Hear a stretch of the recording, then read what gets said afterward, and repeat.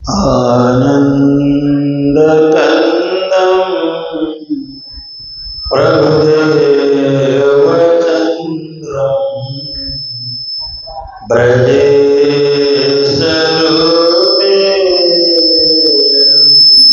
पुराभिजातं प्रवेश्य प्राणं प्रियप्राणनाथं परेषु पूर्णं सततं नमामि। ब्रह्म प्रियाचार्य यजातः सर्वस्वपाता भवसिन्धुत्राता विज्ञानदाता निजधर्मधाता दिनैकवन्द्य शरणं प्रपद्ये। बंदो श्री सद्गुरु चरण भवजगतारण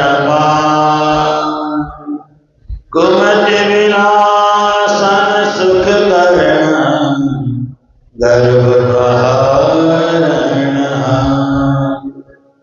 करुणा सागर अमित गुण चरण कमल के मानी सुखकारी शीतल सदा सद्गुरु पद के छान ब्रह्मानंद परात्पर सतगुरु निज परम पार सुख देते हैं सुंदर रूप। श्री प्राणनाथ सतगुरु परम विनम्र करी प्रणाम। उदरहि विकट कपाट सुमिरत जिनके प्रथम लागो दो चरण को धनिये न छुड़ायो। लाख तले लाख एड़ियां मेरे जीव के इन पातले पड़ी रहो धनी नजर खोलवालूं पलवालूं निर्गुण नेत्र मेरे जीव के। ये चरण निमकना छोड़िए राखे मायन ईश्वत कर सके मेरे जीव के। मंगल कृष्ण प्रणाम मंगल धर्म प्रकाश मंगल सुंदर साथ हैं मंगल धाम उदास। मंगल सुंदर साथ हैं मंगल धाम उदास मंगल धाम उजास। मैली हो गई रे चादरिया तेरे जीवन की हो मैली,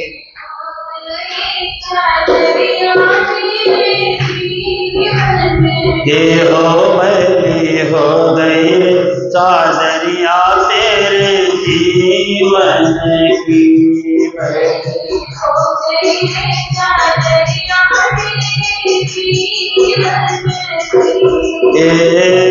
जीवन की तेरे जीवन की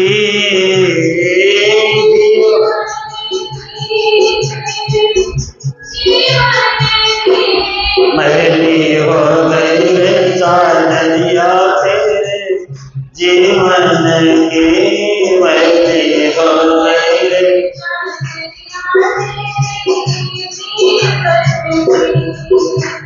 मैली हो गई चादर तेरी ओ मूर्ख अभिमानी, मैली हो गई चादर तेरी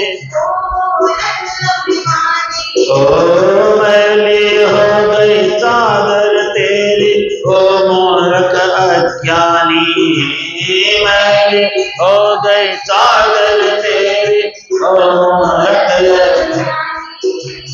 ज्ञान का साबुन इस पे मलना प्रेम का निर्मल पानी, ए ज्ञान का साबुन इस पे मलना प्रेम का निर्मल पानी, मैली हो गई चादरिया इस जीवन की हो मैली चादरिया तेरे जीवन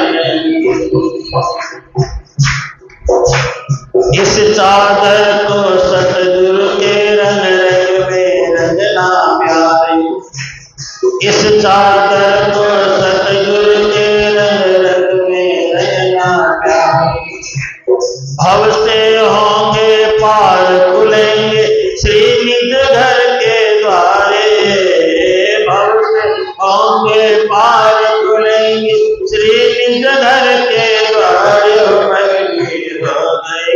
चादरिया इस जीवन की हो मैली हो गई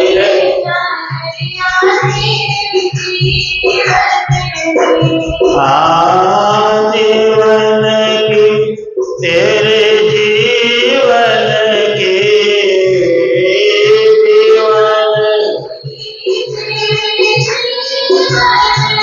हो मैली हो गई चादरिया इस जीवन की हो गई चादरिया तेरे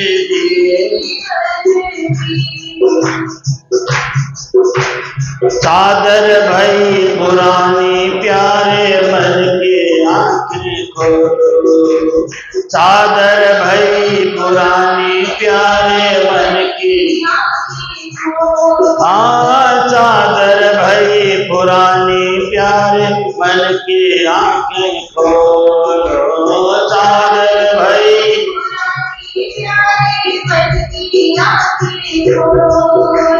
कामधनी की शरण में आके जय सतगुरु की बोलो, कामधनी शरण में आके जय सतगुरु की बोलो,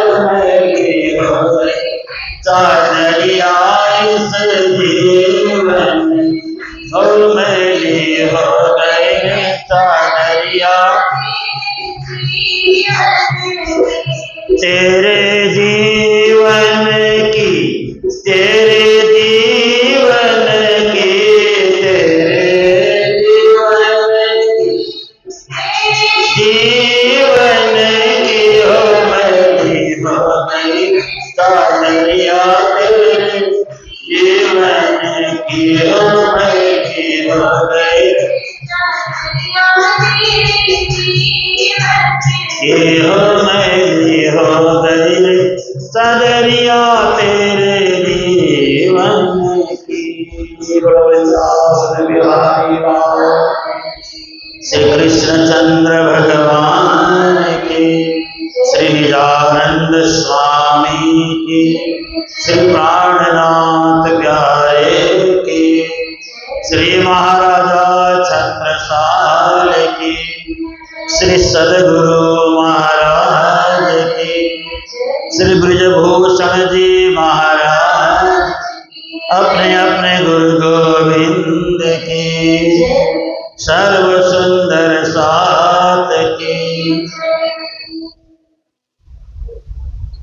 वेद ज्ञान ते हैं खुली बातें धनी कुरान, तामे आगम जाति सुर करी है प्रभु सुप्रमाण, करी है प्रभु सुप्रमाण। दिल्ली से फिरी कूच करी आवे पूरन काम, काम पहाड़ी काम बन चित केन्हो विश्राम, उतते चल आमेर को आए सहित समाज, विष्णु सिंह इत नृपति को पत्र लिख्यो श्रीराज, खड़ग बाधि तुम साई सो हम संग मिलो न झेर, सब राजा एकत्र भई करो साहिस जेर, धर्म स्थापन करत हैं होई कछु नुकसान, ताको में जामी न सही लगो होई सब आन, विष्णु सिंह सुन के कही वह नहीं हम में आप, कमर बंधे नहीं साइसों या को लखी सुप्रताप, उतते चल दिल्ली से फिर कूच करी प्रणाम। सुंदर साहब जी प्रणाम। महान बुद्धि के सागर सदगुरु महामती श्री प्राणनाथ जी महाराज के शिष्य महाराजा छत्रसाल जी, जिन्होंने श्री प्राणनाथ जी से जो भी ज्ञान सुना, सारा का सारा ज्ञान किसको सुनाया? ब्रिजभूषण जी महाराज को सुनाया। और ब्रिजभूषण जी महाराज ने ये वृत्तांत मुक्तावली नामक बीतक लिख करके तैयार कर दिया। देखिए, आप हम सब श्रवण कर रहे हैं। स्वामी श्री लालदास जी महाराज ने अपने बीतक में जितना विस्तार किया है, उससे ज्यादा विस्तार से इस बीतक में सुनाया गया है। बहुत सारी नई नई बातें भी हैं, बहुत सारी समझने की बातें भी हैं, चिंतन करने वाली बातें भी हैं। सारी बातें आराम से श्री ब्रिजभूषण जी ने लिख करके तैयार कर दिया। आप हम सब सुन रहे हैं। बहुत सारे बीतक हैं, बहुत सारे बीतक में से जो स्पष्ट लिखा हुआ बीतक, एक तो लालदास जी की बीतक है, और ये वृत्तांत मुक्तावली है, और एक मिहिराज चरित्र करके है। कबीरदास जी ने चाहा तो मिहिराज चरित्र भी मैं आपको सुनाने का प्रयास करूंगा, लेकिन हमारे सुंदर साथ को जो मर्जी सुनाओ सुन लेते हैं बस। क्या नई क्या पुरानी कोई लेना देना नहीं है, सुन लेते हैं बैठ करके, जैसा मर्जी सुना दो हम तो सुन लेंगे बस। और भी बड़ी सारी बीतकें हैं, मौका लगे तो आप लोगों को सुनाते रहेंगे। जैसे जैसे अवसर मिलेगा नई नई बात सुन करके आप सच्चे प्रणामी बने, पक्के प्रणामी बने, है ना। देखिए, आप लोग वाणी गायन नहीं करते हैं, आप लोगों को वाणी गायन करना चाहिए। कभी मैं बोलता हूं वाणी गाओ तो बोलते हैं वाणी तो हम गा लेंगे, अभी गा लेते हैं, तो बोल करके वाणी से मिलता जुलता कोई भजन गा लेंगे, लेकिन वाणी नहीं गाएंगे। देखिए, हमारी बहन आई हुई है मदारी हाट से, वाणी गा लेती हैं आराम से बैठ करके। हमारे उधर किसी को भी बोलो तो वाणी गा लेते हैं, है ना। या किसी को भी बोलो तो वाणी नहीं गाते हैं, कितना बढ़िया है ना। तो वाणी गायन होना चाहिए, दो चार वाणी के प्रकरण सीख लेना चाहिए, और आनंद आता है वाणी गाने में भी। वाणी में भी बड़ी अच्छी अच्छी मीठी मीठी गहरी गहरी परम धाम की चिंतन की बातें हैं, है ना। तो वाणी को आप गाएं। कीर्तन ग्रंथ सारा गाने का जैसा है, प्रकाश ग्रंथ भी गाने का जैसा है, आप खट्टितु ग्रंथ भी गाने का जैसा है। परिक्रमा सागर में भी कुछ प्रकरण ऐसे जो आराम से गाया जा सकता है, जिसमें राज्य का परम धाम का वर्णन किया गया है।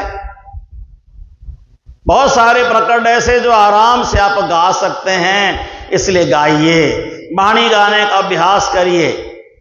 मैंने पिछले साल 1 महीने तक हेम प्रकाश जी को यहां रखा ताकि आप लोग वाणी गाना सीखें।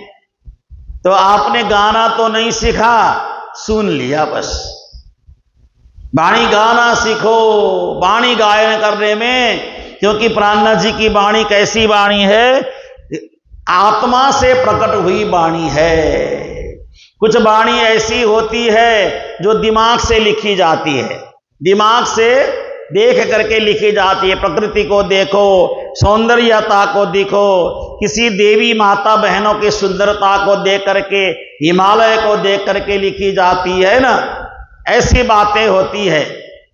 अश्युत्तरास्याम दिशि देवतात्मा हिमालयो नाम नगाधिराज पूर्वा परोतो यनिधि बगाय स्थित पृथिव्याम इव मानदंड। अब ये एक श्लोक है, इसमें क्या लिखा, हिमालय की महिमा गाई गई है। हिमालय बड़ा सुंदर है, समुंदर है बड़ा सुंदर। ये मस्तिष्क से कोई भाव जगा, उन्होंने पद लिख दिया, श्लोक लिख दिया।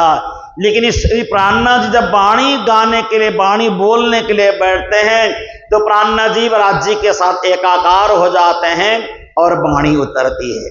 विशेष करके मैं आपको बताऊंगा कौन कौन सा ग्रंथ है, कौन कौन सा ग्रंथ है प्राणनाथ जी राज्य से जुड़ करके कौन कौन सा ग्रंथ बोलते हैं। परिक्रमा, सागर, श्रृंगार, सिंधी, ये ग्रंथ ऐसे हैं जो राज्य से जुड़ करके बोलते हैं। रास, प्रकाश, षट ऋतु, ये किससे जुड़ करके बोलते हैं, सदगुरु देवचंद्र जी महाराज से जुड़ करके। सदगुरु देवचंद्र जी में एकाकार होकर के चौपाइया बोलते हैं, है ना। रास, प्रकाश, षट ऋतु, उनके जब प्राणनाथ जी बोलने लगे तो देवचंद्र जी की महिमा उनको देखते हुए चौपाइया उनके मुंह से उतरी। और परिक्रमा, सागर, श्रृंगार और सिंधी, ये सारे ग्रंथ राज्य को देख करके उतरती है। कितनी पवित्र वाणी है देखो। सिंधी वाणी में तो राज्य के साथ प्राणनाथ जी लड़ाई झगड़ा करते हैं। राज्य महाराज का लड़ाई झगड़ा होती है उनकी। राज्य महाराज से कहते हैं, हे राज्य महाराज, सदगुरु देवचंद्र जी को आपने 3 बार दर्शन दिया, उनको जितना दिया उतना मेरे को क्यों नहीं दिया? क्या मैं आपकी अर्धांगिनी नहीं हूं? क्या मैं आपकी इंद्रावती सखी नहीं हूं? राज्य के साथ लड़ाई होती है, 600 चौपाई में राज्य से लड़ाई करते हैं श्री प्राणनाथ जी। देखो, इंद्रावती बन के लड़ते हैं, पुरुष बन के नहीं, स्त्री बन के लड़ते हैं। नारी का हक होता है लड़ने का, आप लड़ो, खूब लड़ो, लड़ाई करने का हक है। शिष्या का हक है गुरु से जिद करके कुछ सीखने का, जानने का। बाप से जिद करके कुछ लेने का, मां से जिद करके कुछ पाने का। एक शिष्या का, बेटी का हक बनता है। पत्नी का हक बनता है पति को 2-4 थप्पड़ लगाने का। है, शराब पी के आए तो लगा दो 2-4 थप्पड़, क्या जाता है ना। हमारी तरफ की माताएं बहनें बहुत हिम्मत वाली हैं, यहाँ की माताएं बहनें हिम्मत वाली बिल्कुल नहीं है। हमारी उधर की माताएं बहनें, पति शराब पी के आए तो बजा देती हैं डंडा। हाँ, ऐसे नहीं बैठती आप लोगों की तरह। आप लोग तो ये बहुत कमजोर हो, नाम के राजपूत हैं आप लोग। हमारे उधर कोई बैठी है, बहन बैठी है, सारे बैठे हैं जो उधर से आए, अगर शराब पी के पति आए, मारेंगे डंडा, 2-4 जमा देंगे अच्छी तरह से। आप लोगों की हिम्मत है? आप लोग की हिम्मत है ऐसा करने की? पति शराब पी के आया, आओ जी पति जी और पियो, है ना। हमारे इधर तो डंडा मार देते हैं, 2-4 जमा देते हैं, गिनते नहीं है। मेरा कर्तव्य है तेरे को सही मार्ग में ले आना। उधर की हमारी बहनें डरती नहीं है बिल्कुल, थप्पड़ बजा देती हैं जोरदार, ले पी ले और शराब, ले पी ले और शराब। ऐसे फिर ज्यादा परेशान करे तो परवाह नहीं करती हैं संपत्ति की, छोड़ छाड़ के हम तो मंदिर में सेवा करके जिंदगी गुजार लेंगे, तेरी संपत्ति के एक पाई भी नहीं चाहिए, छोड़ के आ जाते हैं।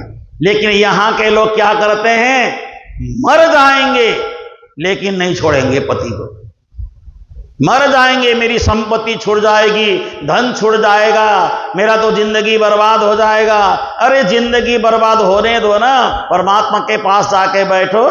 और हमारे उधर एक बात अच्छी और क्या है अगर घर में पति के साथ लड़ाई हो रही है, नहीं बनती है, बाप अपनी बेटी को लाके घर में रख लेता है, परेशान नहीं होता है, बिल्कुल परेशान नहीं होता है। तो मेरी बेटी आजा, अपने धन में से हिस्सा दे के बेटी को घर बना के पाल लेंगे, लेकिन लड़ाई झगड़े में अपनी बेटी को फंसे नहीं देंगे। देखिए कितना प्यार करते हैं बेटियों को। और आप इधर, आपकी बेटी लड़ाई झगड़ा किसी वजह से हो गई, पति ने पीटा, अब माँ बाप के यहाँ आकर के बैठ गई, तो तंग हो जाते हो आप लोग, क्यों घर में आके बैठ गई, कब तक बैठेगी, इसी काम के लिए हमने शादी किया था, जा वहीं मर जा, सड़ जा, आग लगा दे पति तेरे को, लेकिन बैठ वहीं पे, पति के हाथों जल करके मरना स्वीकार कर, लेकिन वहीं। हमारे इधर ऐसा नहीं है, उधर तो अपनी बेटी को निकाल के ले आएंगे और 4 थप्पड़ मार करके सारा छानबीन करके मेरी बेटी के शादी में क्या कर सब निकाल के ले आएंगे, छोड़ेंगे नहीं। तो मुझे लगा असली राजपूत हमारी तरफ रहते हैं, यहाँ के सब नकली राजपूत हैं, आर्टिफिशियल राजपूत है ना। तो हमारे तरफ के उधर के लोग बड़ी हिम्मत वाले हैं, डरते नहीं हैं, परेशान नहीं होते हैं, खुद को परेशान नहीं करते हैं। लेकिन अपनी अपनी जगह की बात होती है, ऐसे अपनी अपनी सोच होती है, लेकिन डर करके दुनिया में नहीं जीना चाहिए, डर करके नहीं जीना दुनिया में, हिम्मत करके जीना और सदा अपने आप को आगे रख करके जीना चाहिए। मर मर करके क्या जीना, जीना हो तो ढंग से जियो। यहां पे एक चौपाई अभी मैंने पढ़ करके आपको सुनाया, वेद के ज्ञान से, प्राणनाथ जी कहते हैं वेद के ज्ञान से कुरान का ज्ञान खुला है, वेद के ज्ञान से कुरान का ज्ञान खुला। तो ये चौपाई में श्री जी यहाँ पे ब्रिजभूषण जी कहते तामे आगम जाति सुर, हमारे वेदों में शास्त्रों में जो असुर कहा गया था, असुर, वो असुर कौन है, वेदों से पता चला कुरान का रहस्य, असल में असुर ये मुसलमान हैं। ये देखो यहां लिखा है, असुर ये मुसलमान हैं, क्योंकि वेदों में जिनको असुर कहा गया वो असुर और कोई नहीं है, यही लोग हैं जो गाय को काटने वाले, यही लोग हैं जो अपनी बेटियों को रेत में दफनाने वाले, यही लोग हैं असुर, और कोई असुर नहीं है। किसको असुर मानेंगे, उनकी कोई संस्कृति नहीं है, कोई संस्कार नहीं है, कोई सभ्यता नहीं है उनके पास, माता बहनों की उनके समाज में कोई इज्जत नहीं है। 3 बार तलाक तलाक तलाक बोलो तो छोड़ के निकल जाना पड़ता है उसी समय, टेलीफोन में बोलने पर भी तलाक हो जाता है। माता बहन क्या है, घर में जिसे थाली में भोजन किया और थाली फेंक दिया, ऐसा ही माता बहनों को वो लोग समझते हैं। लेकिन हमारे यहाँ पे एक पत्नी व्रत बन करके रहते हैं, हमारे यहाँ 4-4 5-5 पत्नी रखने का नियम नहीं है, शास्त्रों ने भी ऐसा उल्लेख नहीं किया है कहीं भी। उनके यहाँ पे 4-4 पत्नी रखी जा सकती है, 5-5, किसी के तो 70-70 72 पत्नियां हैं। हाँ, और ये इतनी सारी पत्नियां लेके बैठते हैं, और हम 5 हमारे 25 उनका नारा होता है, जनसंख्या बढ़ाओ और देश को कब्जा करो, जनसंख्या बढ़ाओ देश को कब्जा करो। तो ऐसी गंदी नीति लेकर के चलने वाले लोगों को प्राणनाथ जी ने यहां पे लिखा है तामे आगम जाति सुर। तो पहले जो कहा गया था आगम, पहले शास्त्रों में, सुर और असुर ये और कहीं नहीं है, यही धरती में है। सुर कौन है, हिंदू हैं, असुर कौन है, मुसलमान है। बस सीधी सी बात है, इसको आप समझ लेना, आप अपने आप समझ लेना। और असुरों को अपने घर में नहीं रखना। किस किसने रखा है, हाथ खड़ा करो, मेरे को बताओ, किस किसने अपने घर में असुरों को रखा है, किसने नहीं रखा है? रखा है, मुझे पता है, सबका घर घर का पता है मेरे को, हर किसी के घर का अंदर का भेद पता है मेरे को, मेरे से कुछ नहीं छुपता है। आप ऐसा नहीं सोचना कि मेरे को पता नहीं होगा, किस किस के घर में कौन कौन से कमरे में किस किस ने असुरों को पाल रखा है, सब मुझे पता है, सब जानता हूं मैं, लेकिन मैं बोलता नहीं हूं, मैं बोलता नहीं हूं, लेकिन पता सब होता है। असुरों को अपने घर में नहीं रखना चाहिए। प्राणनाथ जी ने वाणी में असुरें लगाया हिंदुओं पर जेजिया, या को मिले नहीं खान पान। असुरों ने देवताओं पर जेजिया नाम करके टैक्स लगाया, कर लगा रखा है। हिंदुओं को भूखा प्यासा तड़पा तड़पा के मार देते हैं। जिसको तड़प तड़प करके जीव को मरते हुए देखने की एक आदत बनी है, वो कैसे देवता हो सकता है? वो कैसे हिंदू हो सकता है? हिंदू का मतलब समझ में आता है आपको? जो हिंसा से दूर रहने वाले लोग ही असली हिंदू हैं। हिंसा 3 प्रकार की होती है, मन से, वचन से, कर्म से किया जाने वाला हिंसा। ये सारी बातें यहां बीतक में भी लिखा है, प्रभु सुप्रमाण। इसके लिए और कहीं जाने की आवश्यकता नहीं है। हिंदुओं को तो देव कहा गया है, मुसलमानों को असुर कहा गया है। यही असुर हैं, ये हत्यारे हैं, पापी हैं, है ना? तो इनका अपना स्वभाव है, हमारा अपना स्वभाव है। हम हिंदू नरम दिल के होते हैं, हम हिंसा में विश्वास नहीं रखते हैं। श्री प्राणनाथ जी धर्म यात्रा करते करते कहां पहुंच गए? दिल्ली से प्राणनाथ जी निकल गए काम पहाड़ी नाम करके जगह से होते हुए कामबन नाम करके जगह में पहुंचे। वहां आगे जाकर के आमेर नाम करके जगह में पहुंचे। आमेर में प्राणनाथ जी पहुंचे। 200-400 लोगों का जमात है प्राणनाथ जी के साथ। बिशुन सिंह राणा, एक राणा है वहां का, बिशुन सिंह राणा नाम करके राणा वहां रहता था। प्राणनाथ जी ने उसके पास संदेश भिजवाया। प्राणनाथ जी ने स्वयं बुला करके समझाया, अरे राणा जी, आप हाथ में खड़ग लो, तलवार लो, मुसलमानों को मारो, ए मुसलमानों को खत्म करो, ये असुर हैं, इनके साथ युद्ध करो, आप मैदान में उतरो। प्राणनाथ जी ने कितना कहा मैं बताता हूं, देखिए। खड़ग बांधी तुम साहिसो, हम संग मिलो न झेर। तुम हाथ में तलवार लेकर के औरंगजेब से युद्ध करो। और इतना ही नहीं, सब राजा एकत्र वही करो साहिसो जेर। सब राजा महाराजा राणा मिलकर के एक जमात बना करके औरंगजेब को युद्ध में ललकारो और उसको हराओ। और आगे चौपाई में प्राणनाथ जी कहते हैं, अगर औरंगजेब के साथ युद्ध करते समय आपको हे बिशुन सिंह राणा कुछ भी होता है, तो प्राणनाथ जी कहते हैं, ताको मैं जामीन सही, उसका जामीन मैं रहूंगा। आपको एक खरोंच नहीं आने दूंगा, आप युद्ध तो करो। देखो प्राणनाथ जी ने कितनी बड़ी बात कही है, आपको एक खरोंच आने नहीं दूंगा। अगर आपको कुछ होता है तो उसका पाप का भागीदार मैं हो जाऊंगा। प्राणनाथ जी ऐसा कह रहे हैं। कोई कहता है इतना बड़ा महात्मा, इतने बड़ी बात, प्राणनाथ जी ने ये बात कहा है, अगर तुम्हें कोई संकट आता है तो मैं तुम्हारे साथ हूं। तो प्राणनाथ जी ने हिंदू धर्म की रक्षा के लिए क्या नहीं कहा, क्या नहीं किया, आप विचार करिए।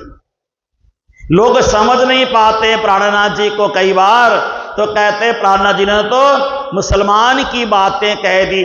मुसलमान की बातें इसलिए कहनी पड़ी, मुसलमान को ही समझाने के लिए, बस और कुछ नहीं है। इसलिए सारी बातें पढ़ना पड़ा, कुरान पढ़ना पड़ा। और जो भाषा प्राणनाथ जी ने अरब में जाकर के 4 साल जिस भाषा को प्राणनाथ जी ने सीखा, बोला, 4 साल तक उसको प्रयोग में लाया, तो जब प्राणनाथ जी प्रचार में निकले तो वाणी में जगह जगह ये उर्दू, अरबी, फारसी शब्द जुड़ गया। प्राणनाथ जी ने जानबूझ के नहीं जोड़ा है, आवश्यकता के आधार पे जोड़ा है। और एक बात मैं आपको समझा दूं, और सब जो इंटरनेट के माध्यम से जो भी बीतक श्रवण का आनंद ले रहे हैं, सबको भी पता चलना चाहिए, प्राणनाथ जी ने बहुत सारी चौपाई समाज को देख करके कहा है। समाज को, आज की वर्तमान समाज को देख करके प्राणनाथ जी बोलते हैं। समझ रहे हैं ना मेरी बात? क्योंकि राजा ने मलोरे राणे रायतनो, ये प्राणनाथ जी ने स्वयं कहा है जनता जनार्दन को समझाने के लिए। सुनो भाई संतो कहूं रे महंतो, तुम अखंड मंडल जान पाया। ये सारी चौपाइयां लोगों को समझाने के लिए बोला है। लेकिन खुलासा खिलवत परिक्रमा, सागर, श्रृंगार, सिंधी, ये प्राणनाथ जी के अंदर स्वयं राजी बैठ करके कहलवाते हैं। जहां पे राजी ने बैठ करके कहलवाया है वो सारा का सारा ज्ञान परम धाम का है। जो प्राणनाथ जी ने आवेश के द्वारा जो लोगों को समझाने के लिए कहा है वो लौकिक व्यवहार के लिए चौपाइयां कही गई है। जैसे जारे धनी धनवट करे, त्यारे वलवैरी ना हरे, वली गया काम सराड़े चढ़े, मन चितबिया कारज सरे। ये इसलिए ये चौपाई कही, ऐसी चौपाई कि संसार के लोगों का कल्याण हो जाए। जब परमात्मा हमारे पक्ष में हो जाते हैं तो सारी दुनिया एक तरफ हो जाए, जीत किसकी होगी? हमारी होगी। इसके लिए उदाहरण देने की कोई आपको आवश्यकता ही नहीं है। महाभारत में श्री कृष्ण ने कहा, अर्जुन मैं तुम्हारे साथ हूं, मेरी सारी सेना दुर्योधन के साथ है। मेरी सारी सेना किसके साथ है? दुर्योधन के। और मैं अकेला तुम्हारे साथ हूं, तुम मेरे को स्वीकार करोगे या नहीं करोगे? उस समय अर्जुन ने कहा, हे भगवान मुझे कुछ भी नहीं चाहिए, बस आप चाहिए। अगर आप मेरे साथ हैं तो मेरी जीत ही जीत है। तुम आए सब आइया, दुख गया सब दूर, श्रीमामत ए सुख क्यों कहूं, उदया मूल अंकुर। परमात्मा जिसके साथ हैं उसको दुनिया क्या बिगाड़ लेगी? कुछ नहीं बिगाड़ सकती, परमात्मा जिसके साथ हैं, है ना। मैं आप सब जानते हैं, जब प्रारंभ में आपके इस भूमि पर मुझे सेवा करने का अवसर मिला तो बहुत सारे लोगों ने मुझे परेशान करने की कोशिश भी की, बहुत लोगों ने। अब यह नाम तो आजकल मैं लेता नहीं हूं, लेकिन ईश्वर मेरे साथ है ना, परमात्मा मेरे साथ है ना, तो काम रुका ही नहीं, परमात्मा सारा काम कराते गए। लोग तो विरोध करते हैं और मैं कहता हूं कि विरोध करना भी चाहिए। अगर मुझे कोई नहीं जानता है तो मेरा विरोध करेगा, वो कोई बहुत बड़ी बात नहीं है। और आनंद आता है, लोग मेरी निंदा करें मुझे बड़ा अच्छा लगता है सुनने में, लोग मेरा विरोध करें सुनने में मुझे बड़ा आनंद आता है। पक्ष विपक्ष होता है ना, मेरा विरोध करेंगे तो मेरी जीत ही जीत है, मेरा विरोध नहीं करेंगे तो मेरा हार ही हार है। इसलिए विरोध जो करता है, विरोध उसी का, एक बात मैं अक्सर कहता हूं, जो जिंदा है उसी की निंदा होती है, जो मर जाए उसकी कौन निंदा करेगा?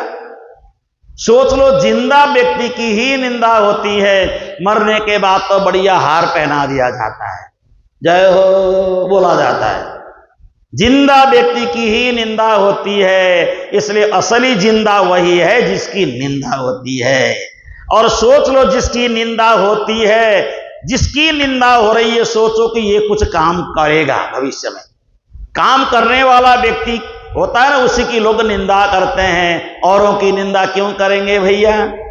वो तो नुकसान करेगा ही नहीं आपका। इसलिए बड़ा आनंद है, बड़ा परमानंद है, ब्रह्मानंद है। इसलिए आनंद की अनुभूति करनी चाहिए। प्राणनाथ जी की किसने निंदा नहीं की? पहले कोई कमी नहीं रखी निंदा करने में।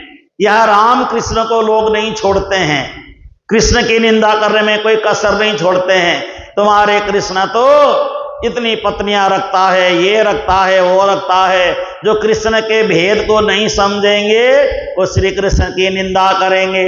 जो कृष्ण को समझ जाएंगे उनकी आंखों से उनकी लीला सुनने पर अश्रु वर्षा होती है, अश्रु वर्षा होती है, उनकी लीला में आनंद की अनुभूति होती है।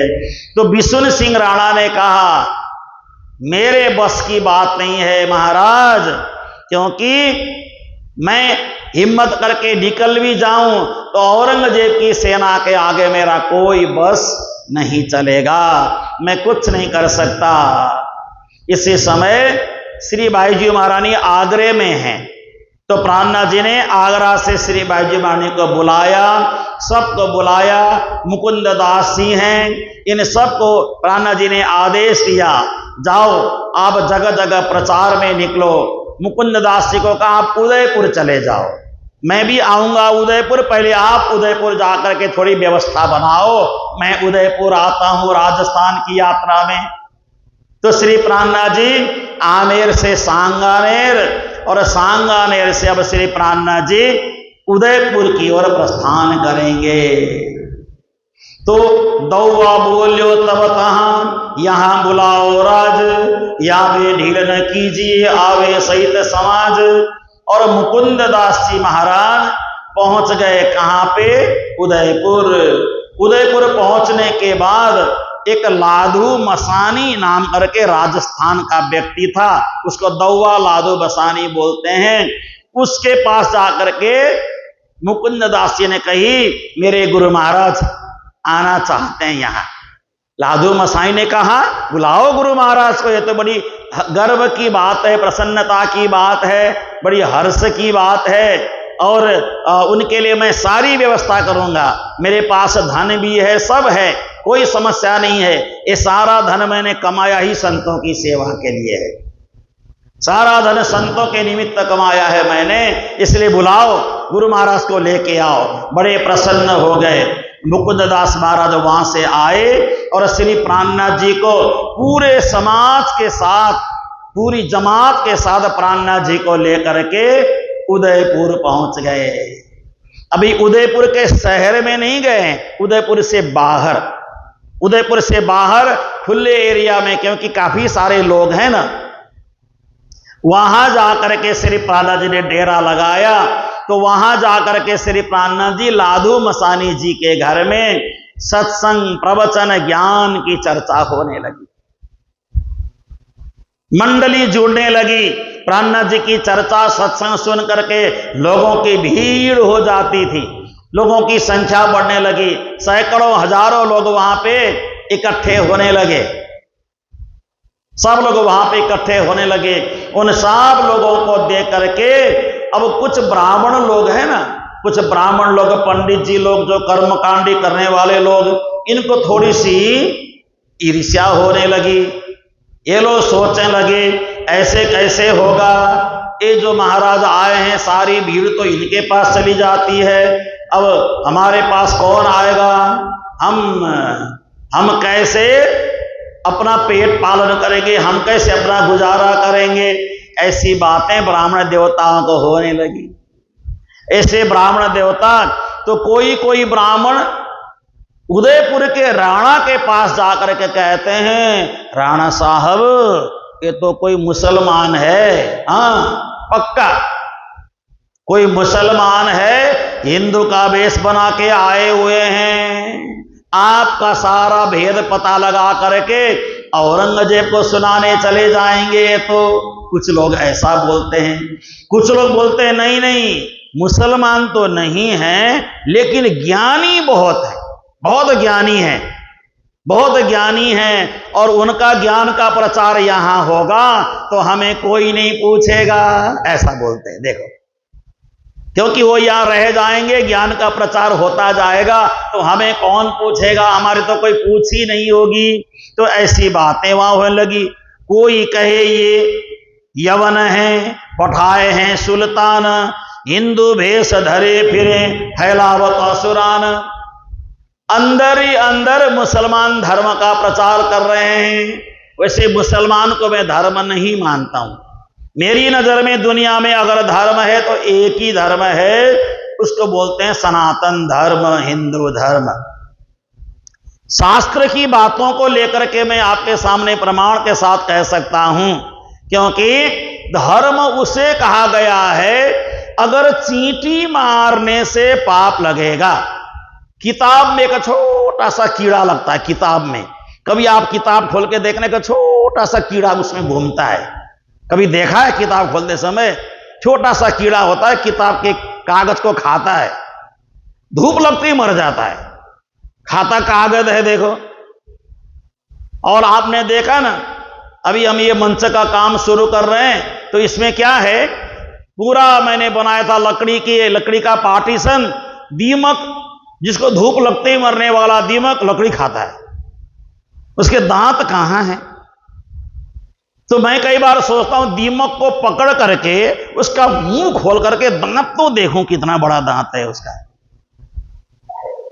जो बड़ी बड़ी लकड़ियों को खा देता है, दरवाजे खाता है ना, दरवाजे खा जाता है, खिड़कियां खा जाता है ना, सब खा जाता है। उसके दांत देखने का मेरे को बड़ा मन है। कौन से पेस्ट से वो ब्रश करता होगा? वज्रदंती से, ओहो दंत कांति से, कुछ तो होगा। इतना दांत मजबूत है जो इतनी सख्त लकड़ी को खा जाता है। बताओ, इतनी सख्त लकड़ी को वो कीड़ा, इतना छोटा सा कीड़ा होता है, धूप में रख दो थोड़ी देर में मर भी जाता है, धूप लगते ही मर जाता है। नीम की दतवन करता है, तभी तो हमारे नीम का पेड़ आधा हो गया है। नीम की दतवन करता है, देखो उसका दांत कितना मजबूत है, जो लकड़ी खा जाता है। अचंभा लगता है मेरे को। और देखो ये हमारी जो जमीन है ना, ये जमीन बड़ी रसीली जमीन है, सच में बड़ी पावन जमीन है, बड़ी पवित्र जमीन है ये। क्योंकि यहां पे जो भी कार्यक्रम शुरू कर देते हैं वो सब सफल हो जाता है ना। जो भी काम हम शुरू करते हैं सफल हो ही जाता है, पूरा हो ही जाता है। लेकिन एक बात तो सत्य है, अगर इस जमीन में कोई कब्जा करना चाहे, हड़पना चाहे, गलत विचार लेकर के आए तो वह टिकता भी नहीं हो, या चला भी जाता है, वो टिकता ही नहीं है। या ऐसे मेरे सामने ही कुछ लोग आए, मेरे से पहले भी कुछ लोग आए थे, सारी जमीन हमारे नाम कर दो, हम मंदिर का निर्माण शुरू करेंगे। टिकते ही नहीं, वो चले गए। मेरे होते भी कई लोग आए, दिल में ऐसी भावना आई ये जमीन हमारा हो, ये मेरा हो, यहाँ पे मेरा कब्जा हो जाए, उसको भगवान विदाई कर देते हैं, ये सतियां भगा देती हैं, है ना। लेकिन देखो मेरे को अभी तक नहीं भगाया, हालांकि मैं भागना चाहता हूं, मेरे को भगाता ही नहीं कोई भी। मैं चाहता हूं कोई मेरे को भगा दे यहां से, मैं और जगह जाके मंदिर बनाऊं, कोई और बढ़िया, इससे भी बढ़िया, है ना। तो कहने का मतलब है आपके दिल में शुद्ध भावना होनी चाहिए, ये समझ लीजिए। धन संग्रह करके पेट पालने वाला काम करेंगे तो मंदिरों में वो कदापि नहीं टिक सकता है। धन संग्रह करके समाज में लगाने की भावना करेंगे तो मंदिर आपका सदा स्वागत करेगा। मेरे गुरु महाराज मंगलदास जी क्या बोलते हैं, समाज का पैसा शरीर में लगाओगे तो तुम जैसा पापी कोई नहीं होगा, समाज का पैसा समाज में लगाओगे तो तुम्हारा जैसा धार्मिक और भक्त कोई नहीं होगा। देखो समाज का पाई पाई समाज में ही लगाना चाहिए। और मेरे गुरु महाराज मंगलदास जी कहते थे, संस्था चलाने वाले का एक जेब होना चाहिए, दो जेब नहीं होना चाहिए। ये पैसा मेरा, ये पैसा मंदिर का, ऐसा नहीं होना चाहिए। अगर ऐसा सोचेगा तो संस्था कभी खड़ी कर ही नहीं पाएगा, है ना। कई बार लोग मेरे को ये मंदिर के लिए तो 2100, आपके लिए 2100, मैं दोनों का रसीद फाड़ के एक ही बार दे देता हूं। बोला यहां मेरा कुछ है ही नहीं, जो भी है सब समाज का है, संस्था का है। मेरा कुछ हो, मैं क्या करूं इसको लेकर के, कहां जाऊंगा इसको लेकर के। अगर हम शुद्ध पवित्र भावना से समाज का काम करेंगे, समाज हमारे साथ है, जमीन हमारे साथ है, ये धरती हमारे साथ है, ये पृथ्वी हमारे साथ है। अगर हमारे में लोभ आ गया, लालच आ गया, अहंकार आ गया तो हम समाज से पिछड़ जाएंगे, समाज से निकल जाएंगे। तो देखिए श्री प्राणनाथ जी कहते हैं, मेरे पास जो भी धन आता है किस काम के लिए, सुंदर साथ की सेवा में लगाने के लिए। अलग अलग लोग, कोई मुसलमान कह देते हैं, कोई बोलते हैं ये तो बड़े ज्ञानी हैं। तो राणा ने कुछ पंडित जियों को भेजा, ब्राह्मणों को भेजा, जाकर पता करो कि ये जो महाराज आए हैं ना उदयपुर में, हैं कैसे, ये क्या चाहते हैं, क्या प्रचार करते हैं। तो ब्राह्मणों ने जाकर के 10-15 ब्राह्मण जाकर के प्रवचन में पीछे से बैठ गए, है ना, कंधे में वो दुपट्टा उपट्टा डाल करके, बढ़िया से धोती होती में बढ़िया गांठ लगा करके, मुंह में पान डाल करके चबाते हुए ब्राह्मण देवता लोग बैठ गए कथा सुनने के लिए। देखते हैं आज क्या क्या सुनाते हैं। तो श्री प्राणनाथ जी वेदों के, शास्त्रों के उपनिषदों के प्रमाण दे दे करके बड़ी गहरी गहरी आत्मा और परमात्मा के संबंध की बातें करते हैं और कुरान के रहस्य को बता बता करके मुसलमानों को भी समझा रहे हैं प्राणनाथ जी। सबको एक सूत्र में बांधने का काम कर रहे हैं। 1-2 घंटा प्रवचन सुनने के बाद फिर ये क्या हुआ, ये पंडित जी लोग ब्राह्मण देवता लोग उठ करके चले गए। जा करके राणा को कहना प्रारंभ किया, हे राणा जी, ये तो बड़े गड़बड़ महात्मा हैं, क्योंकि ये विद्वान है प्राणनाथ जी, सबको समझाते हैं, उनकी भाषा में समझा रहे हैं, जो जैसा आता है उसको उसी के ग्रंथ से समझा देते हैं। देखो इस शास्त्र में ये लिखा, इस शास्त्र में ये लिखा। तो उन्होंने जाकर के राणा को शिकायत किया, नहीं, अगर ये महात्मा यहां रहेंगे तो हमारा पेट खत्म हो जाएगा, यानी खाने को नहीं मिलेगा, ये महात्मा तो हमारे पेट में ही लात मार रहे हैं। ऐसा सोच करके इन्होंने कुछ प्रश्न भागवत के लिख करके प्राणनाथ जी के आगे रख दिया। प्राणनाथ जी ने भी कुछ प्रश्न उनको पूछा, आप बताओ कृष्ण कितने हैं? प्राणनाथ जी ने पूछा उनको, कितने हैं कृष्ण? उन्होंने कहा कृष्ण एक है। एक तो है, ये तो मैं भी मानता हूं, लेकिन उनकी लीला भेद कितनी है? बोलते ये तो हमें नहीं पता, कृष्ण तो एक ही जानते हैं हम। मैं भी कृष्ण तो एक ही मानता हूं, ध्यान देना, मैं कृष्ण को 3 नहीं मानता हूं, मैं कृष्ण को 3 टुकड़ा करने के पक्ष में कदापि नहीं हूं। कृष्ण तो एक ही है, लीला भेद अलग अलग है। कृष्ण को 3 नहीं बनाना है हमको, है ना? कृष्ण को 3 क्यों करें? कृष्ण को 3, एक ही कृष्ण है, उनकी लीला भेद अलग अलग है। तो जो श्री कृष्ण है ना, एक ही शरीर है, जन्म लेते समय से लेकर के भगवत धाम वापस जाने के समय तक एक ही कृष्ण है। कृष्ण में कोई बदलाव नहीं आया है। बाल कृष्ण हैं, युवा कृष्ण हैं, उसके बाद विवाह करने वाले कृष्ण हैं, द्वारिका में जाने वाले कृष्ण हैं, सब कृष्ण एक ही हैं। 3 कृष्ण बिल्कुल नहीं बोलना चाहिए हमें। हम कृष्ण को 3 टुकड़े में विभाजित करके प्रणामी धर्म में कलंक लगा देते हैं। मैं इसके पक्ष में कदापि नहीं हूं। हम बोलते हैं कृष्ण तो 3 है, मैं 3 कैसे हैं भाई? कृष्ण तो एक ही है। कृष्ण को 3 टुकड़ा मत करो। कृष्ण का गर्दन अलग, पेट अलग, कमर से नीचे अलग, ऐसा क्यों करना? एक ही कृष्ण है। कृष्ण कृष्ण सब कोई कहे, पर लीला त्रिविध होए। सीधी सी बात है, उनकी लीला 3 प्रकार की है। अब कृष्ण अगर 3 हैं तो या आप लोग बैठे हैं ना, आप लोगों को भी 3 होना पड़ेगा। पहले किसी की बेटी, फिर किसी की बहू, फिर किसी की सास। आप भी तो 3 हो गए, आप भी तो 3 हो गए, लेकिन आपका शरीर 3 तो नहीं बना ना। शरीर तो वही है, शरीर तो वही की वही है, शरीर में कोई अंतर नहीं है।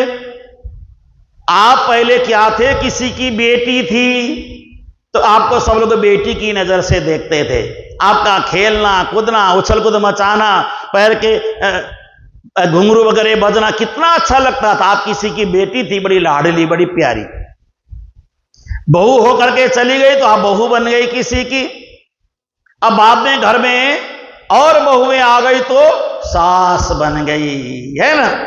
एक ही है, लेकिन आपकी लीला 3 हुई कि नहीं हुई? आप बताओ, आपने 3 प्रकार की लीला किया नहीं की?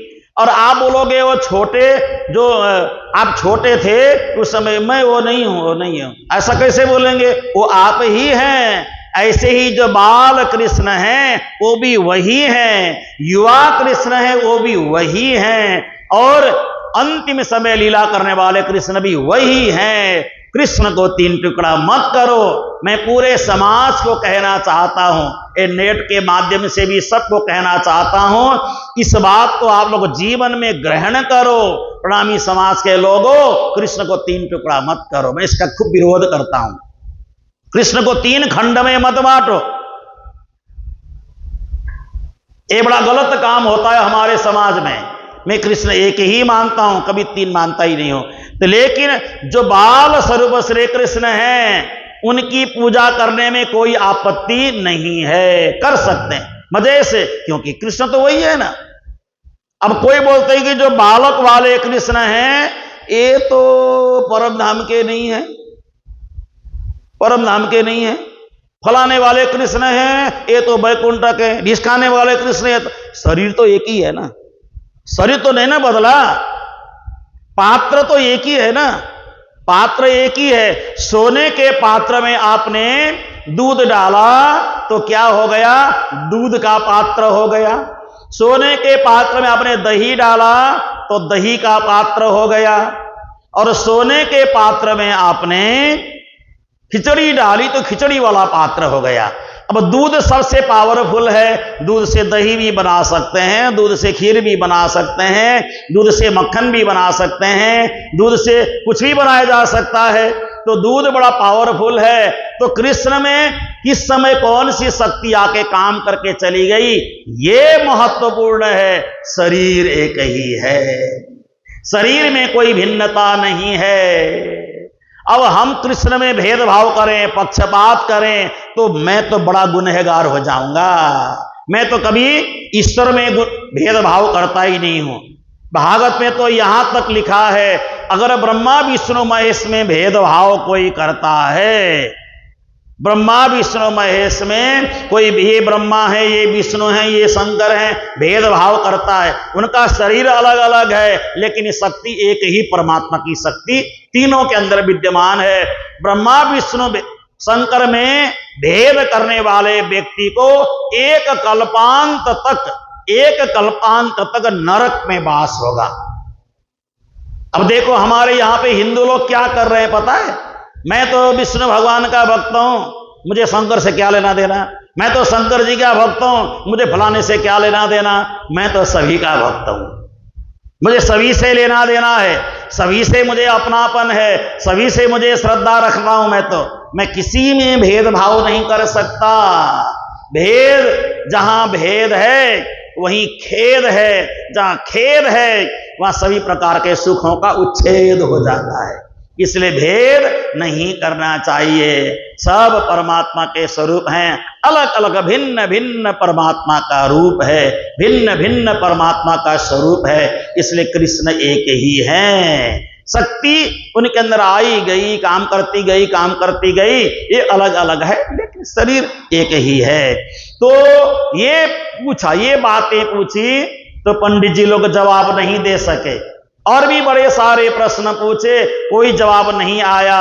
और ब्राह्मण लोगों ने जा करके राणा के उदयपुर के राणा को जा करके प्राणनाथ जी की निंदा और खंडन करना शुरू कर दिया।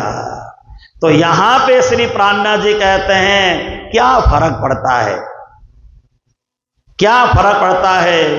ब्रह्मा जी ने भगवान कृष्ण को कहा हे श्री कृष्ण धरती पे आ जाओ, पापी का उद्धार करो, लेकिन वही ब्रह्मा बाद में क्या करने लगे, श्री कृष्ण के बछड़े चोरी करने लग गए, बछड़े चोरी करने लग गए।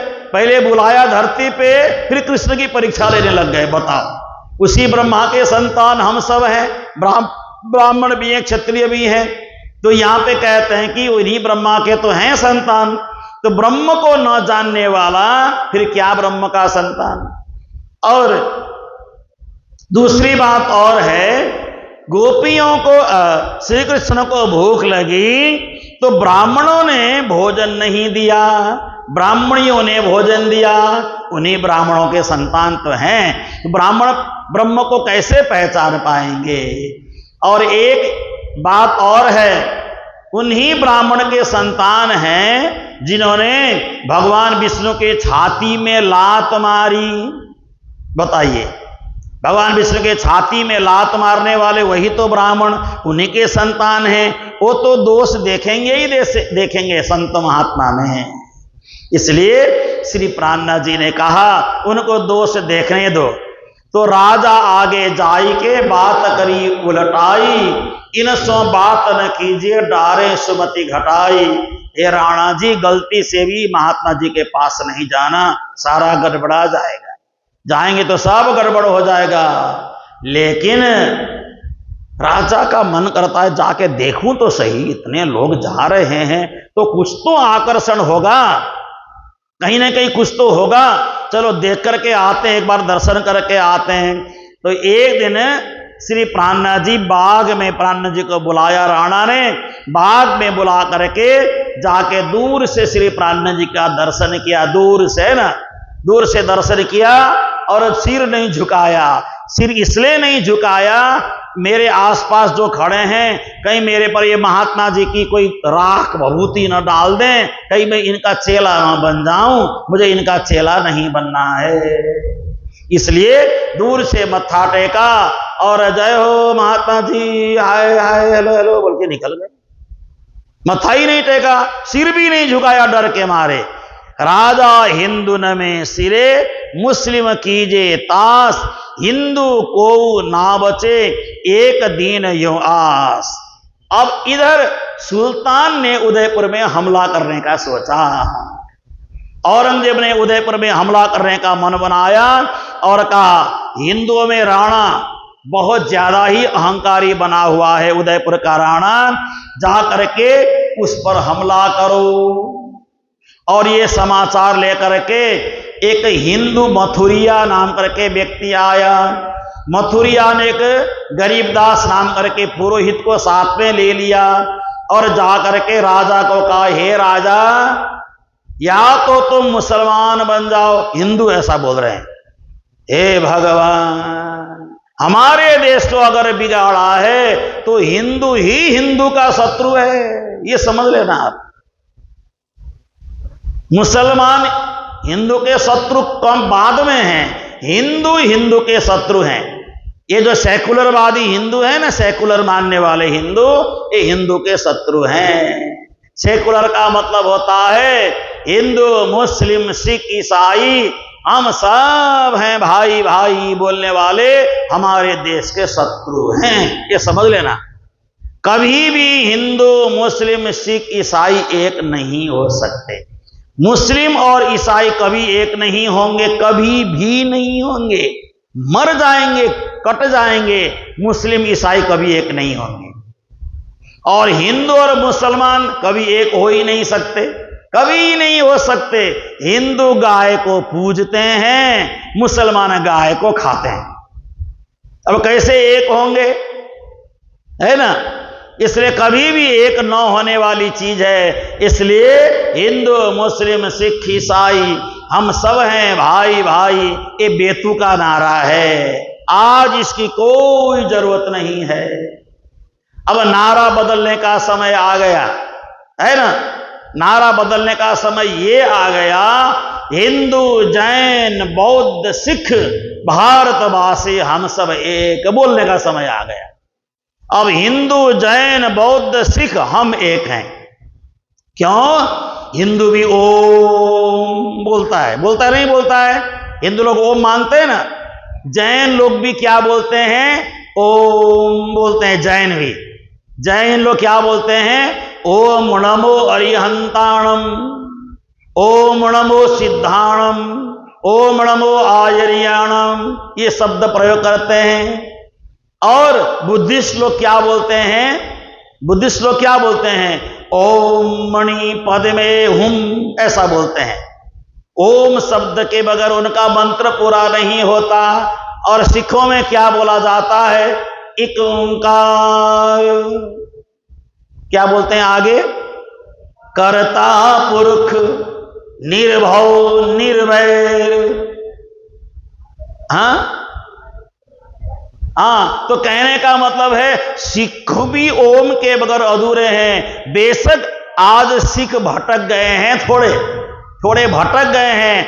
अब वो बोलते हैं मुसलमान गुरुद्वारे में आके नमाज पढ़ सकते हैं, लेकिन हिंदू से हमें कोई लेना देना नहीं है।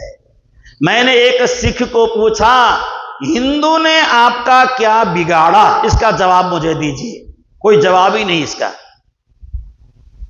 जिस समय औरंगजेब के समय में सिखों का एक सिर काट के लाने का 10 रुपया मिलता था, चांदी के 10 सिक्के मिलते थे अगर सिखों का एक गर्दन काट के लाएं तो। क्या कभी ऐसा हिंदू ने किया? हिंदू ने कभी सिखों का विरोध किया? लेकिन आज सिख समाज बोलता है नहीं, हमें हिंदू से नफरत है, हमें मुसलमान से प्यार है। जिन मुसलमानों ने गुरु तेग बहादुर जी का सर कलम कर दिया, जिन मुसलमानों ने गुरु अर्जुन देव जी को गरम ये रेत डाल करके तड़पा के मारा, जिन मुसलमानों ने गुरु गोविंद सिंह जी के दोनों बच्चों को शहीद कर दिया, वो प्यारे हो गए, हिंदू दुश्मन हो गए। मुझे कुछ बात समझ नहीं आ रही है, कुछ अंदर कुछ बात और है, बाहर कुछ बात और है ना। और अच्छे जो समझदार सिख हैं वो निंदा नहीं करते हिंदुओं की। हाँ, जो ऐसे ही जो सिख हैं जिनको पूरी समझ नहीं है वो हिंदू का विरोध करने लग जाते हैं। तो ये मेरी अपनी मान्यता है, हिंदू जैन बौद्ध सिख हम एक हैं। हम एक हो जाएंगे तो दुनिया में कोई ऐसी शक्ति नहीं हिंदू को कोई दबा सके। लेकिन हम बट गए। प्रणामी लोग बोलते हैं हम तो प्रणामी हैं, हम तो राम नहीं बोलते हैं। बताओ, हम प्रणामी हम राम कैसे बोले? अब तो प्रणामी लोग बोलते हैं हम कृष्ण भी नहीं बोलेंगे। बताओ तुम फिर क्या हो? प्रणामियों, मैं तुम्हें पूछता हूं कि तुम फिर क्या हो? तुम हिंदू हो, मुसलमान हो, क्या हो? अपना तो बताओ कुछ। मैं सभी को बोलता हूं, मैं प्रवचन भेदभाव रहित करता हूं। मुझे कोई लेना देना नहीं किसी से, कौन मुझे क्या बोलता है इसकी मैं कभी परवाह नहीं करता हूं। मैं सीधा सीधा यही बोलता हूं। प्रणामी में भी कई टुकड़े हो गए। प्रणामी लोग भी बोलते हैं कि हम तो कृष्ण को मानते ही नहीं हैं, हम तो देवी देवताओं को मानते ही नहीं रहे, फिर संसार में क्यों जन्म लेते हैं? उनको तो उनके लिए प्राणनाथ जी ने वाणी में कहा है, श्री महामत कहे सो काय को जन्मिया, गर्भ माए क्यों न गलिया। मैं नहीं बोल रहा हूं, प्राणनाथ जी कह रहे हैं। ऐसे लोगों को तो धरती में जन्म नहीं लेना चाहिए, गर्भ में ही गल जाना चाहिए।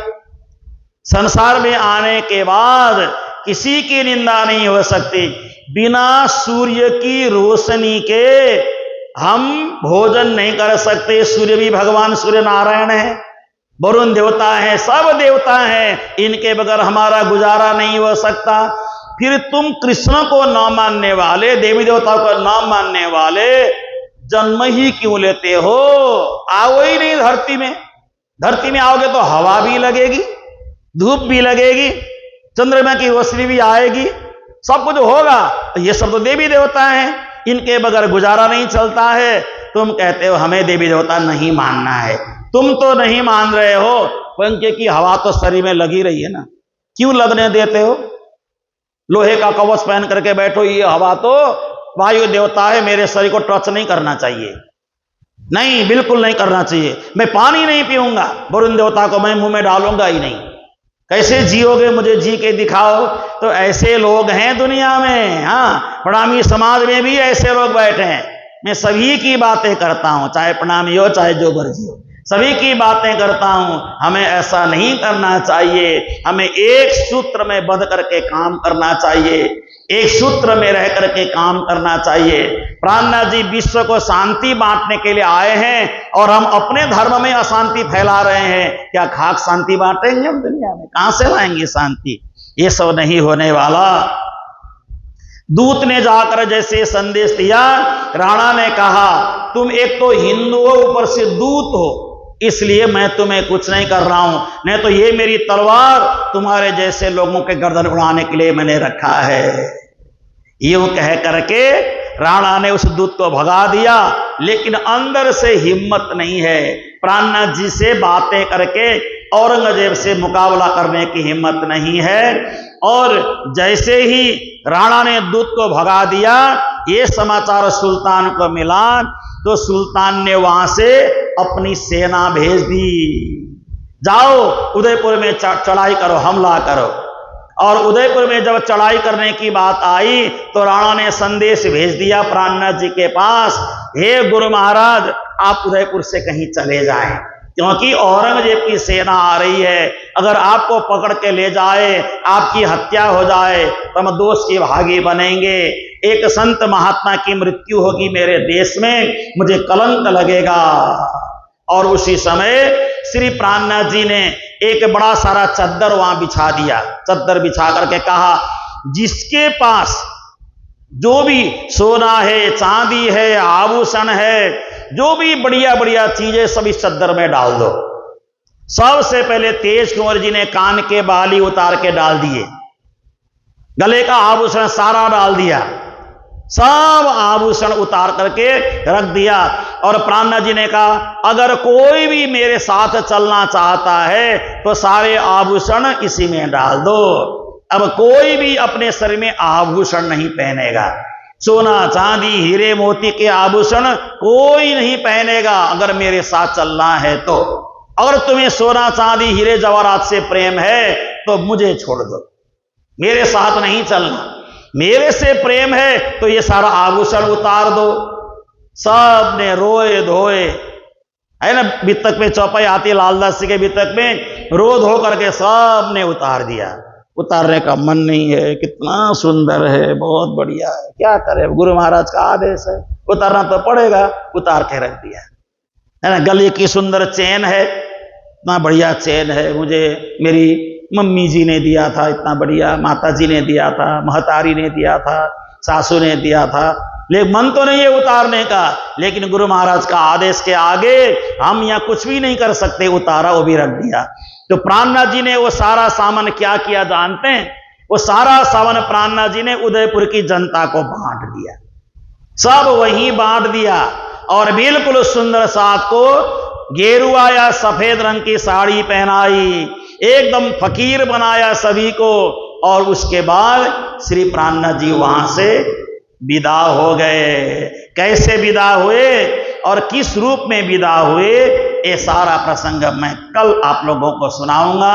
अभी के प्रसंग को यहीं पर विराम दे रहे हैं। अब श्री प्राणनाथ जी वहां से विदा होकर के कई जगह यात्रा करते हुए दुधलाई नाम करके जगह में श्री प्राणनाथ जी पहुंचे। चारण के घर में श्री प्राणनाथ जी आए।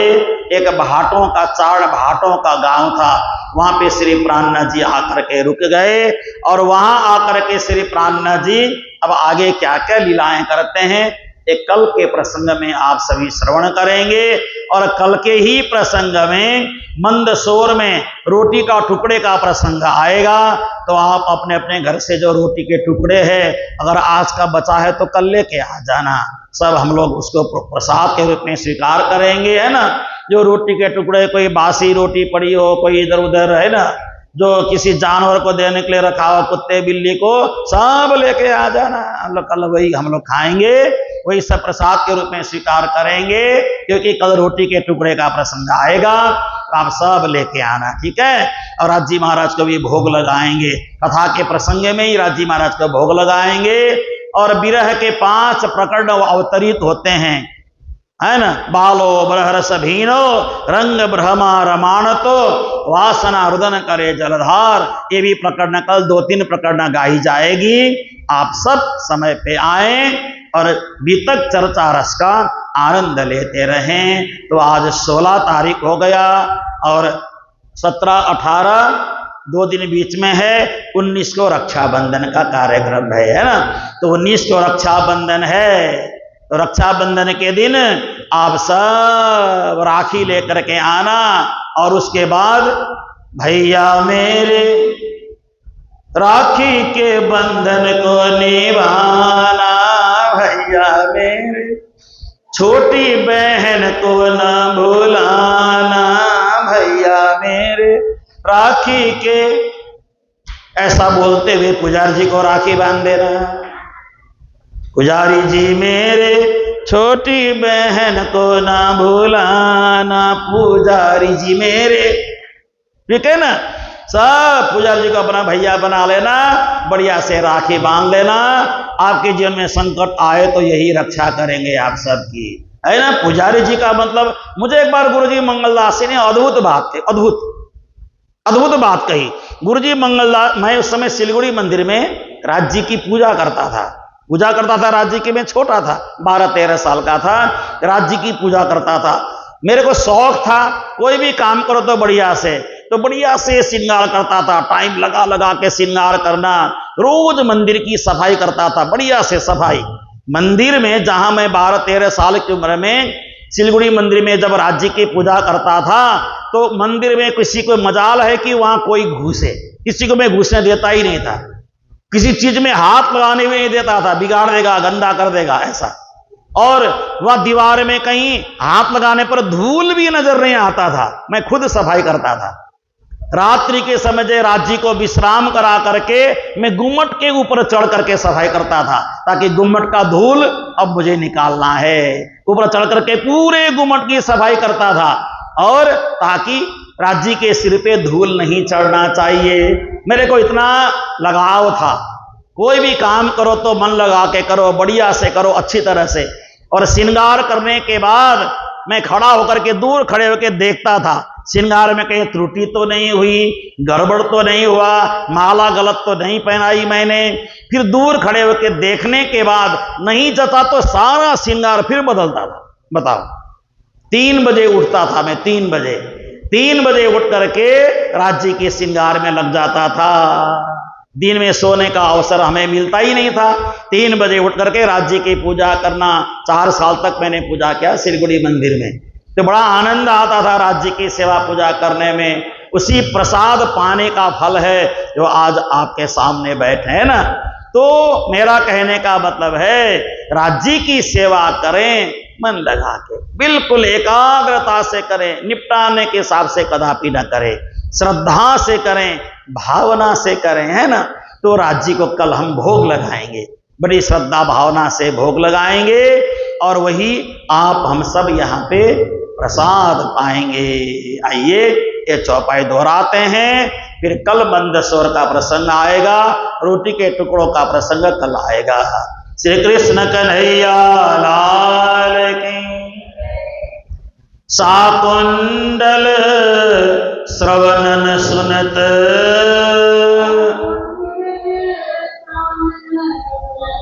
अमृत सिंधु वृत्तांत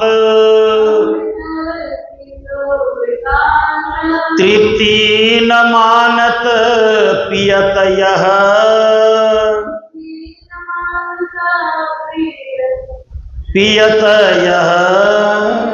है शीतल अति शांत, है शीतल अति शांत। श्री कृष्ण कन्हैया लाल की, श्री निजानंद स्वामी की, श्री प्राणनाथ प्यारे की, श्री महाराजा छत्रसाल की, श्री सद्गुरु महाराज की, सर्व सुंदर साथ की। बोल बोल पंजे वाले साहेब आपकी सदा ही जय। प्रणाम सुंदर साथ जी। पिया तुम होते सी कीजियो मैं अर्ज करूं मेरे पियो जी। हम जैसी तुम जीन करो मेरा तलप तलप जाए जीव जी। जीवड़ा तू जी वे नहीं क्यों मीटे दिल की प्यास जी। तुम बिना मैं किन सो कहूँ, तुम हो मेरी आस जी। वीरानी तो करूं पिया जो कोई दूसरा होए जी। सब विध पिया जी समर्थ दिन शरण जात रोए रोए जी।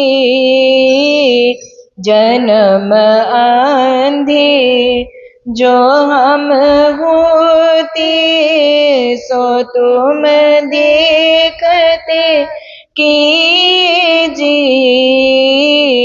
जब तुम आप दिखाओगे तब होंगे नैना भर जी। ये पुकार पिया सुन के अब ढील करो तुम जीन जी। छिन छिन खबर जो लीजियो मैं अर्ज करूं दुल्हीन जी। इति अर्ज में तो करूं पियाड़ी भई अंत राय जी। सो आड़ी अंतराय टाल के दुल्हा लीजिए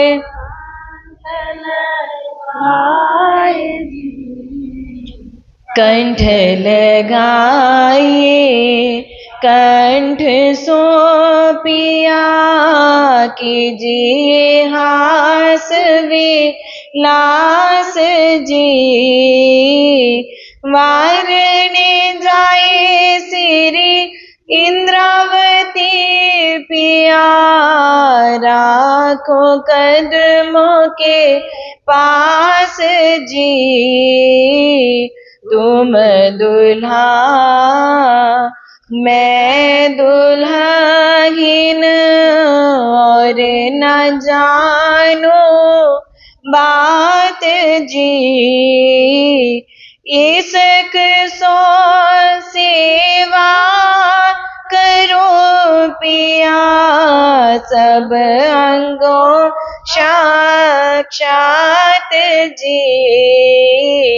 सदा सुखदाता धाम धनी मैं क्या कहूँ इन बात जी। श्री महामती जुगल स्वरूप परवारी अंगना बलि बलि जात जी। पिया तुम हो तेसी कीजियो मैं अर्ज करूं मेरे पियो जी। पिया तुम हो तेसी पिया तुम हो तेसी। श्री प्राणनाथ प्यारी की जय।